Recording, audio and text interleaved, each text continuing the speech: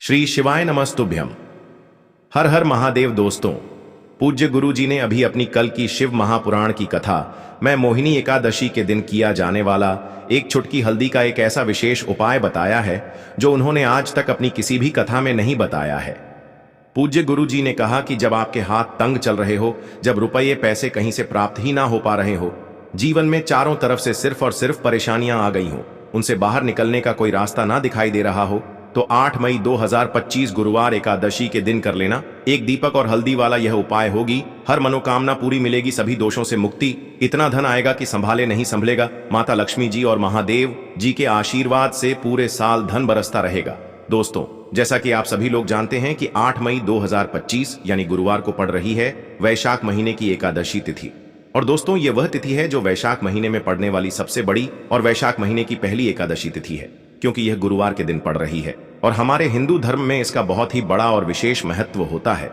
पूज्य गुरु जी ने कहा है कि अगर कभी भी मौका लग जाए और वैशाख महीने की मोहिनी एकादशी गुरुवार को पड़ जाए तो आप लोगों को सिर्फ और सिर्फ एक चुटकी हल्दी वाला उपाय तो अवश्य ही करना चाहिए, क्योंकि इन दोनों तिथियों का संयोग बहुत ही कम आता है। इसी के साथ दोस्तों, गुरु जी ने कहा है कि जब भी वैशाख महीने की एकादशी तिथि पड़े तो आप लोगों को सिर्फ और सिर्फ एक चुटकी हल्दी वाला उपाय तो अवश्य करना चाहिए। यह उपाय इतना खास है कि अगर आपने सही मुहूर्त पर सही क्रिया अनुसार एक दीपक और हल्दी वाला यह उपाय कर लिया, जो प्राचीन काल के समय का महा उपाय है, तो मान के चलिए दोस्तों, महादेव जी के आशीर्वाद से आपके जीवन का कितना ही बड़ा दुख हो, उससे आपको मुक्ति मिल जाएगी। आपकी कोई भी मनोकामना हो, मान लीजिए आप नौकरी की तैयारी कर रहे थे तो आपकी नौकरी लग जाएगी, आपका बंद पड़ा व्यापार चल पड़ेगा। और दोस्तों, आप जिस बीमारी से आप बहुत दिनों से परेशान थे, उस बीमारी से आपको मुक्ति मिल जाएगी। आपके जीवन में धन आना शुरू हो जाएगा, आपके जीवन में धन आने के नए नए रास्ते खुल जाएंगे। और मान के चलिए दोस्तों, फिर आपको किसी भी प्रकार की परेशानी का सामना नहीं करना पड़ेगा। इसीलिए दोस्तों, 8 मई गुरुवार एकादशी के दिन आप लोगों को इस वाले उपाय को जरूर कर लेना है। भले ही आपने पूरे साल भर इस उपाय को ना किया हो, पर अगर आपने इस वैशाख महीने में पड़ने वाली एकादशी के दिन अगर इस वाले उपाय को कर लिया तो आपको इस उपाय को करने का वह फल मिलेगा जिसकी आपने कभी कल्पना भी नहीं करी होगी। इसीलिए आप लोग इस हल्दी वाले उपाय को एक बार जरूर कर लेना, ताकि आप लोगों के हाथ से यह मौका न जा सके और आपको इस उपाय को करने का फल मिल सके। दोस्तों, यह उपाय पंडित जी ने अपनी अभी की ही शिव महापुराण की कथा में बताया है, जो इस उपाय को आज हम आपको बहुत अच्छे से समझाने वाले हैं। इस वीडियो को देखने के बाद इस उपाय को समझने के लिए आपको कोई और वीडियो को देखने की जरूरत नहीं पड़ेगी।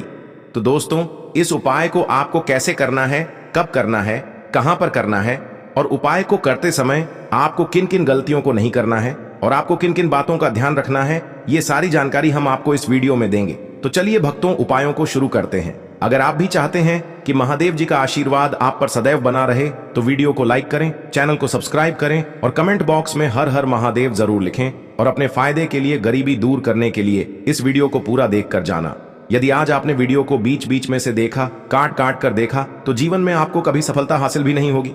देखिए दोस्तों, यह 8 मई गुरुवार एकादशी का दिन यह इतना खास होता है, इतना महत्वपूर्ण होता है।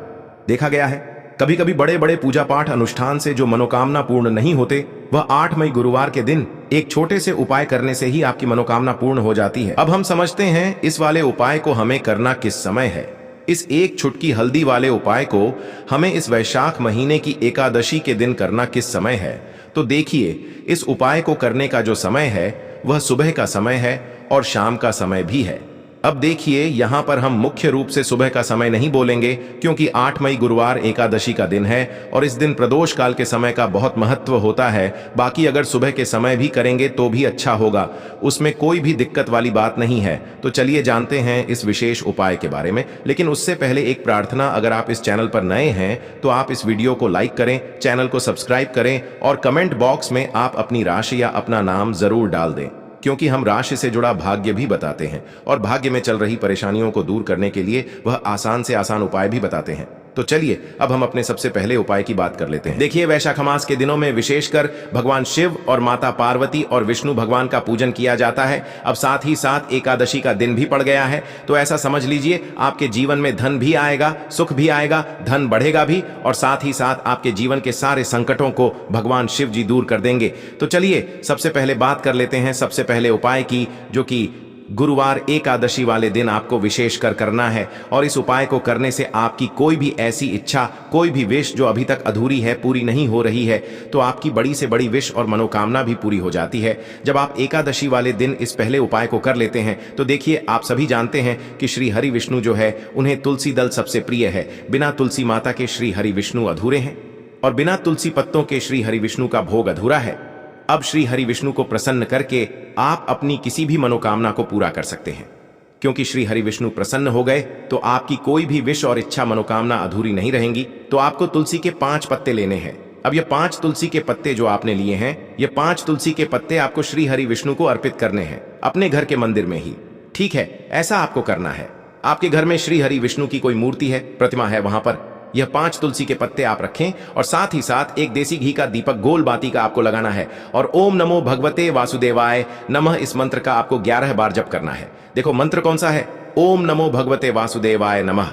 और फिर श्री हरि विष्णु से अपनी विश, अपनी इच्छा, अपनी मनोकामना कह देना और फिर देखना आपकी विश और इच्छा, जो भी आपकी मनोकामना है, जो भी अपने जीवन में आपको चाहिए। अगर निर्धनता बहुत है, आप अपने घर से गरीबी को दूर करना चाहते हैं, या फिर धन आपका बढ़ता नहीं है, आप चाहते हैं कि आपका धन बढ़े, या फिर आपके घर में फिजूल खर्ची बहुत होती है, पैसा आपके पास नहीं रुकता है, आप चाहते हैं कि पैसा आपके पास रुके, या फिर घर में कोई व्यक्ति ऐसा है जो बहुत बीमार रहता है, या फिर किसी का विवाह नहीं हो पा रहा है, तो जो भी आपकी इच्छा है, जो भी आपके विश है, बस एक बार श्री हरि विष्णु से कह देना। क्योंकि गुरुवार भी इस दिन है, साथ ही 7 साल का सबसे बड़ा दिन है। यह दिन इतना उत्तम है कि जो आप श्री हरि विष्णु से मांग लेंगे, जो उनसे कह देंगे, वह आपकी विश, आपकी मनोकामना को बहुत जल्दी पूरा कर देंगे। तो यह पहला उपाय है। चलिए बात करते हैं दूसरे उपाय की। देखो, यदि आपके जीवन में आर्थिक संकट बहुत अधिक हो रहे हैं, धन की समस्या लगातार जीवन में बनी हुई है, एक एक रुपयों को प्राप्त करने के लिए आपको बहुत अधिक मेहनत कर रहे हैं, तो आज रात्रि में सोने से पहले आपको यह एक चमत्कारी दीपक का उपाय अवश्य करना है। या फिर यदि आपका जो व्यापार है, बिजनेस है, दुकान है, वह अच्छे से नहीं चल पा रही है, तो आज रात्रि में इस विशेष दीपक का उपाय आपको अवश्य करना चाहिए। देखो दोस्तों, दीपक हमारे घर में सभी नकारात्मक शक्ति को बाहर करता है। यह उपाय आपको साल में केवल एक बार करने का ही मौका मिलता है। देखिए, इस उपाय के लिए आपको तुलसी जी की जो सूखी लकड़ी होती है उसे ले लेना है। देखिए दोस्तों, यदि आपके पास पुरानी तुलसी जी की लकड़ी है तो उसे आप ले सकते हैं, और यदि आपके घर में तुलसी जी जो लकड़ी है वह सूखी हुई है तो उसकी लकड़ी आप तोड़ करके इस्तेमाल कर सकते हैं। लेकिन आपको ध्यान रखना है कि सूर्यास्त से पहले पहले ही आपको यह जो तुलसी जी की लकड़ी है इससे अवश्य ही तोड़ लेना है। तो इस उपाय के लिए आपको सबसे पहले तो एक मिट्टी का दीपक लेना होगा, चाहे तो आटे का दीपक भी ले सके, क्योंकि आटे का दीपक सभी दीपक में सर्वोत्तम माना गया है। इस दीपक के अंदर आपको शुद्ध घी का प्रयोग करना होगा और इससे दीपक के अंदर आपने जो तुलसी जी की लकड़ी ली है उसे भी रख देना है। लेकिन ये जो तुलसी जी की लकड़ी है, इसमें आपको चारों तरफ अच्छे से घी लगा लेना है। देखिए, गुरु जी ने बताया है कि जो तुलसी जी की लकड़ी है, यदि आप उपाय करते हैं और बहुत ही शीघ्रता से जल जाती है, तो इसके लिए आपको एक कार्य करना है। आपको थोड़ी सी रुई ले लेनी है और उस रुई को आपने जो तुलसी जी की लकड़ी ली है उस पर अच्छे से चारों तरफ लपेट देनी है। तुलसी जी की लकड़ी के ऊपर रुई लपेटने के बाद इसे आपको पूरा घी के अंदर डुबो लेना है। अब इसे आपको बाती के रूप में प्रयोग करना है। अब दोस्तों, इस दीपक को आपको प्रज्वलित कहाँ करना है? तो इस दीपक को आपको या तो भगवान विष्णु के सामने प्रज्वलित करना होगा, या फिर आपको भगवान श्री राम के सामने प्रज्वलित करना होगा, या फिर भगवान कृष्ण के सामने, यानी कि भगवान विष्णु के जो भी अवतार हैं उनके सामने आप ये दीपक प्रज्वलित कर सकते हैं। या फिर आप इस दीपक को माता तुलसी जी के सामने भी प्रज्वलित कर सकते हैं।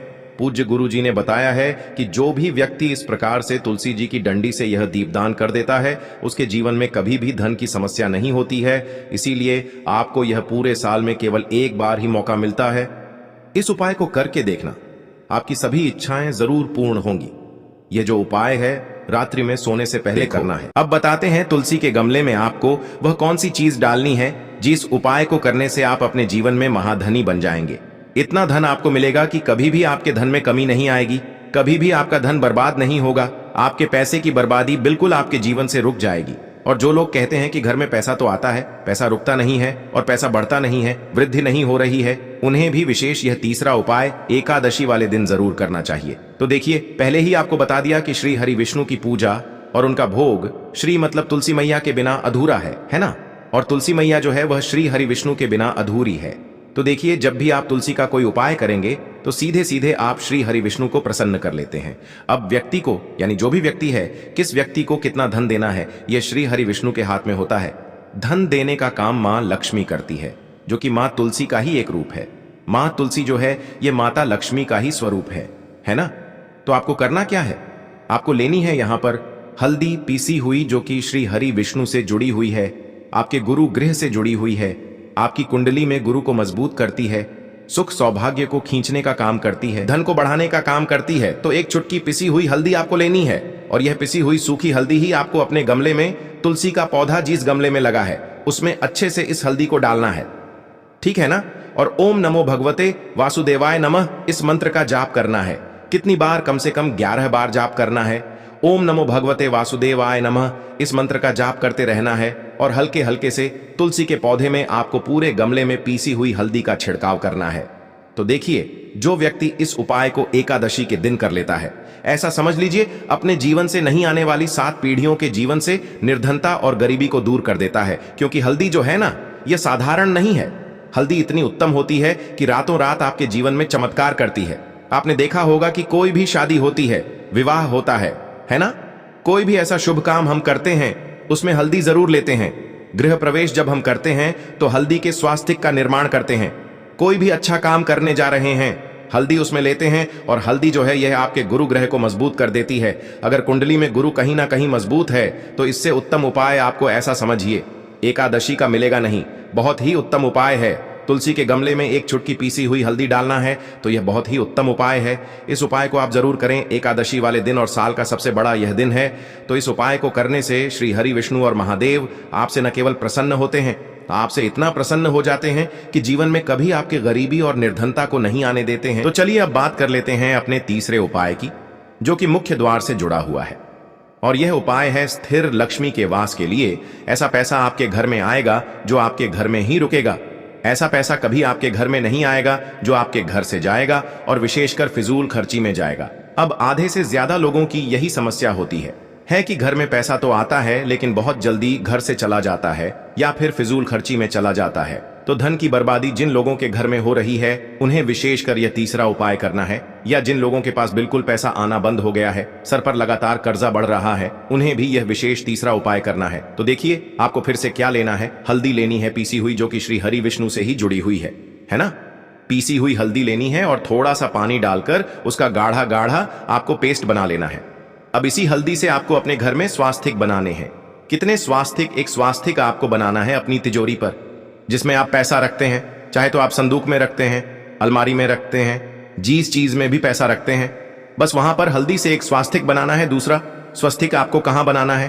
अपने घर के मंदिर में, है ना। और 2 स्वस्तिक आपको बनाने हैं अपने घर के मुख्य द्वार पर बाहर की तरफ। हल्दी से 4 स्वास्तिक आपको बनाने हैं। 2 स्वास्तिक मुख्य द्वार पर बाहर की तरफ, एक तिजोरी पर है ना, और एक अपने घर के मंदिर में। बस ये उपाय आपने अगर एकादशी वाले दिन कर लिया तो देखिए जो धन की तिजोरी है उसमें पैसा भरा रहेगा। कभी भी धन की तिजोरी धन से खाली नहीं होगी, क्योंकि जहां पर हल्दी का स्वस्तिक एक होता है वहां कभी धन की कमी नहीं होती है। हमेशा वहां पर धन की देवी माता लक्ष्मी वास करती हैं, क्योंकि हल्दी किससे जुड़ी हुई है? श्री हरि विष्णु से। और मां लक्ष्मी कहां होती है?